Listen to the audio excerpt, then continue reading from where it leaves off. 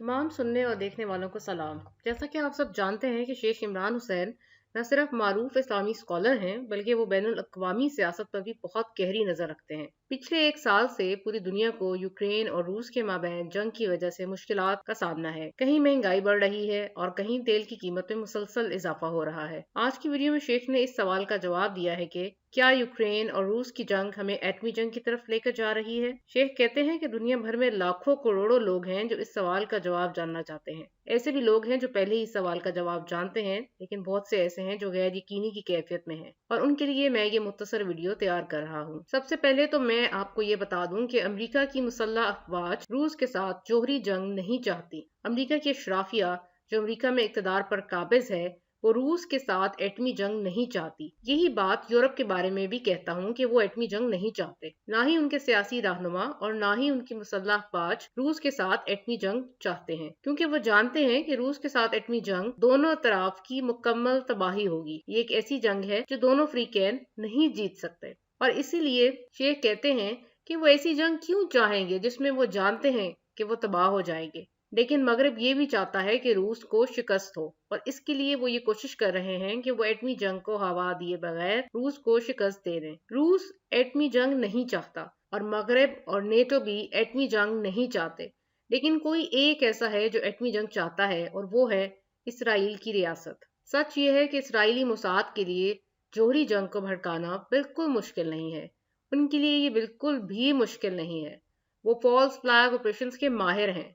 Israel के पास दहशतगर्दी की झूठी कार्रवाइयों में पीएचडी है। 9/11 यकीनन उनका नंबर 1 फॉल्स फ्लैग ऑपरेशन था। मिसाल के तौर पर बहुत से कीमियाई हमले इसराइल खुद करता है और दूसरों पर इल्जाम लगाता है। लिहाजा हमारे पास जो सूरत हाल है वो ये है कि मोसाद को सिर्फ ये करना है कि वो किसी भी तरफ से हमला करे, या तो मगरिब की तरफ से रूस पर या रूस की तरफ से मगरिब पर एक हमला करे जो कि एक एटमी हमला हो। और इससे पहले कि दोनों फ्रीकैन ये मालूम कर पाएं कि हमला किसने किया है, जंग शुरू हो चुकी होगी।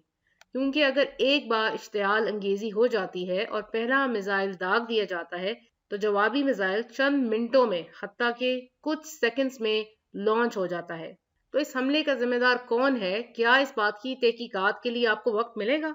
इसलिए मोसाद के लिए सबसे आसान काम ये है कि एटमी जंग को भड़काने के लिए दोनों तरफ से कोई फॉल्स फ्लैग ऑपरेशन किया जाए। शेख कहते हैं कि मुझे नहीं मालूम कि एटमी जंग कब होगी, लेकिन ये जरूर इल्म है कि इस एटमी जंग के होने में अब कोई शक बाकी नहीं है। यूक्रेन की ये जंग दुनिया को एटमी जंग की तरफ लेकर जाने वाली है। रूसी हुकूमत मुसलसल दुनिया को खबरदार कर रही है कि आप जितना ज्यादा असलहा यूक्रेन को भेजेंगे जंग उतनी ही तवील होगी। ये बिल्कुल समझदारी की बात है। यूक्रेन को ज्यादा से ज्यादा हथियार भेजने की बजाय आपको दोनों फ्रीकैन को मुज़ाकरात की मेज पर आने पर मजबूर करने की कोशिश करनी चाहिए कि वो बैठकर मुज़ाकरात करें। रूस ऐसा करने के लिए तैयार है, लेकिन यूक्रेन बात नहीं करना चाहता। हकीकत ये है कि ये जंग जुल्म जबर के रद्द अमल में शुरू हुई। यूक्रेन के एक हिस्से में रहने वाले रूसी बोलने वाले लोगों पर जुल्म जो कि इंतहा को पहुंच चुका था इस जंग की वजह बना। यानी यूक्रेन में बसने वाले एथनिक रशियंस पर यूक्रेन की हुकूमत जुल्म कर रही थी,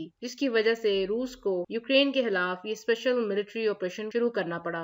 लेकिन इस जंग की एक और वजह भी है और वो है मगरबी दुनिया की हवस कि यूक्रेन को भी नेटो का हिस्सा बना दिया जाए। इस तरह यूक्रेन रूस के लिए खतरा बन जाएगा। ये नाकाबिले कबूल है। आपको याद होगा कि जब सोवियत यूनियन ने क्यूबा में जोहरी मिसाइल रखे थे तो अमेरिका ने कहा कि क्यूबा में जोहरी मिसाइल रखना हमारे लिए नाकाबिले कबूल है, हम इसकी इजाजत नहीं देंगे। आप अपने मिसाइल क्यूबा में नहीं रख सकते क्योंकि क्यूबा अमेरिका के पड़ोस में है। और फिर अमेरिका ने 1962 में अपने तमाम बहरी जहाजों से क्यूबा के गिर्द घेराव कर लिया ताकि किसी भी सोवियत बहरी जहाज को क्यूबा में मिसाइल लाने से रोका जा सके। अमेरिका का ये कहना था कि ये हमारी सलामती के लिए नाकाबिले कबूल खतरा है। तो फिर रूस को अपनी सिक्योरिटी की फिक्र क्यों नहीं हो सकती? क्या सलामती काउंसिल सिर्फ अमेरिका की है? क्या दूसरे ममालिक अपनी सिक्योरिटी की फिक्र नहीं कर सकते? क्या अमेरिका और मगरब पूरी दुनिया के हुक्मरान हैं? क्या बाकी बनी हुई इंसान सिर्फ गुलाम है? ये बात बाकी इंसानियत के लिए काबिल कबूल नहीं और आज तमाम इंसानियत जाग चुकी है। मगरब का ये दोहरा मेयार अफसोसनाक है। शेख कहते हैं यूक्रेन में जंग की असल वजह यूक्रेन की फस्ताई हुकूमत की जानिब से यूक्रेन के बेगुनाह अवाम पर जुल्म था। यूक्रेन के लोगों को हक खुद इरादियत हासिल है, उन्हें आजादी से जीने का हक है। मिसाल के तौर पर कोसोवो में अल्बानवी जो कोसोवो की भारी अक्सरियत पर मुश्तमिल थे, उनको यूगोस्लाविया के टूटने पर हक خود ارادیت حاصل تھا۔ شیخ کہتے ہیں کہ ہم قبول کرتے ہیں کہ ان سب کو حق خود ارادیت حاصل تھا، لیکن آپ کو اس بات کو یقینی بنانا چاہیے کہ آپ دوسروں پر ظلم نہ کریں، جیسا کہ یوکرین دماس کے لوگوں پر کر رہا تھا، بالکل جس طرح کوسوو میں البانوی لوگ سربوں پر ظلم کر رہے تھے جو تعداد میں بہت کم تھے۔ یوکرین کا مسئلہ بالکل کوسوو کے مسئلے کی طرح ہے، چنانچہ یوکرین میں جنگ اقلیتی لوگوں پر ظلم کی وجہ سے شروع ہوئی۔ اور دوسری اہم بات یہ ہے کہ یوکرین کے ذریعے نیٹو کی توسیع روس کے لیے ناقابل قبول ہے، کیونکہ اس سے ان کی سلامتی کو خطرہ ہے، بالکل جیسا کہ کیوبا میں میزائل نصب کرنا امریکہ کے لیے خطرہ تھا۔ اس لیے میں کہتا ہوں کہ روس اس وقت تاریخ کے صحیح جانب ہے۔ یوکرین کے حوالے سے آپ جو چاہے تجزیے کر سکتے ہیں، ہر قسم کے جھوٹ اور پروپیگنڈا پر خرچ کر سکتے ہیں، مثال کے طور پر کہ وہ بچوں کی عصمت دری کرتے ہیں اور وہ بہت سے ہسپتالوں پر حملہ کرتے ہیں، حالانکہ یہ سب مظالم خود یوکرین کر رہا ہے۔ روس پر اس طرح کے تمام الزامات جنگی پروپیگنڈا ہے، یہی مغرب کا روایتی ہتھیار ہے۔ اس طرح کی باتیں ہم کئی بار سن چکے ہیں اور اس پر وقت ضائع نہیں کرنا چاہتے۔ سچ یہ ہے کہ روس اس وقت حق پر ہے۔ جب روس نے یوکرین میں ان لوگوں کے مفادات کے تحفظ کے لیے مداخلت کی جن پر ظلم ہو رہا تھا، تو روس نے بار بار کوشش کی کہ کوئی ایسا انتظام ہو جائے جس سے ان لوگوں کو تحفظ فراہم کیا جائے، لیکن یہ کوشش ابھی کامیاب نہیں ہوئی۔ شیخ کہتے ہیں کہ سب سے حیرت انگیز بات جو اب نکل کر سامنے آئی ہے وہ سابق جرمن چانسلر اینگلا مرکل کا اعتراف ہے۔ انہوں نے اب اعتراف کیا ہے کہ ہاں، ہم نے منسک معاہدے کے دوران بات چیت کی تھی، لیکن ہم نے اسے نیک نیتی سے نہیں کیا تھا۔ ہم نے روس کے ساتھ گفت و شنید صرف اس لیے کی تھی کہ یوکرین کو مسلح کرنے کے لیے کچھ اور وقت حاصل کر لیں۔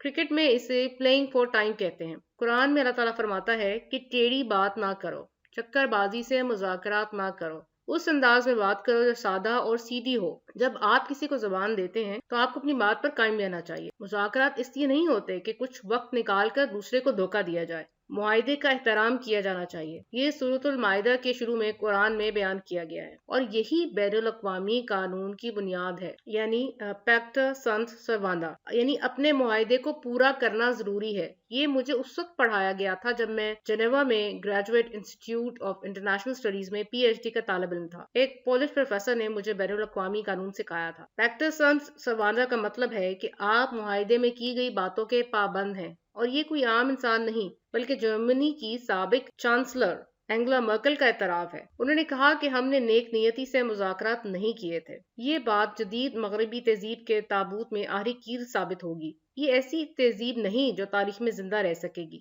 میں نے ایک اور ویڈیو بھی بنائی ہے جس میں میں نے سوال کا جواب دیا ہے کہ کیا پیکس امریکانا اب زوال پذیر ہے، یعنی امریکہ کی پوری دنیا پر بحیثیت سپر پاور حکومت زوال پذیر ہے۔ بدقسمتی سے دنیا اسلام میں جس علم کی سب سے زیادہ کمی ہے وہ صلاحیت ہے جس سے آج کی دنیا کی حقیقت کو سمجھنے اور آنے والی چیزوں کا اندازہ لگانے کے لیے قرآن اور رسول اللہ صلی اللہ علیہ وآلہ وسلم کی پیشین گوئیوں کو استعمال کرنا ہے۔ شیخ کہتے ہیں کہ مجھے اپنے قرآن کے مطالعے کے ذریعے علم ہوا ہے کہ اب یہ بالکل تھوڑی دیر کی بات ہے، یعنی ایٹمی جنگ ہونا اب قریب ہے۔ اگر یہ موسم سرما یوکرین کے لیے تباہ کن ہے تو اگلی سردی یوکرین کے لیے بدتر ہوگی، کیونکہ روس اپنے بارڈر پر لڑ رہا ہے اور مغرب اور امریکہ یوکرین سے بہت دور ہیں، لہٰذا آپ روس کے پڑوس اور ارد گرد کے علاقے سے روس کو نہیں ہرا سکتے۔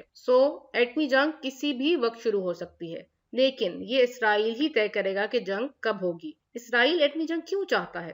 عام میں سے جنہوں نے اسلامی اسکیٹولوجی یعنی علم آخر الزمان کا مطالعہ کیا ہے، آپ جانتے ہیں کہ وہ یہ کیوں چاہتا ہے، لیکن وہ لوگ جنہوں نے اسلامی اسکیٹولوجی کو نہیں پڑھا وہ نہیں جانتے۔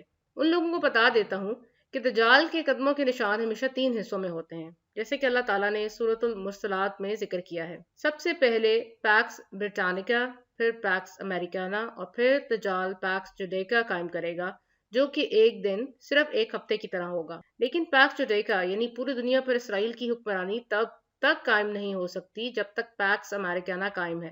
اب وہ چاہتا ہے کہ امریکی راج کا سورج غروب ہو جائے، اور اسرائیل کے لیے امریکہ کی جگہ لینے کے لیے ایک جوہری جنگ کا ہونا ضروری ہے جو دنیا کے اسٹیج پر جدید مغربی تہذیب کے کلیدی کردار کا خاتمہ کرے گی، اور مجھے لگتا ہے کہ اب یہی ہو رہا ہے۔ شیخ کہتے ہیں کہ اسرائیل امید کر رہا ہے کہ ایٹمی جنگ سے روس اور چین کو بھی اسی طرح نقصان پہنچے گا کہ وہ بھی دنیا کی سیاست میں کلیدی کردار نہیں رہیں گے، اور اس طرح اسرائیل کے لیے دنیا اور تمام بنی نوع انسان کے لیے نئی حکمران ریاست بننے کا راستہ صاف ہو جائے گا۔ یروشلم دنیا کا دارالحکومت ہوگا، اور ایک جھوٹا مسیحا یروشلم میں کھڑا ہو کر کہے گا کہ میں ہی مسیح ہوں۔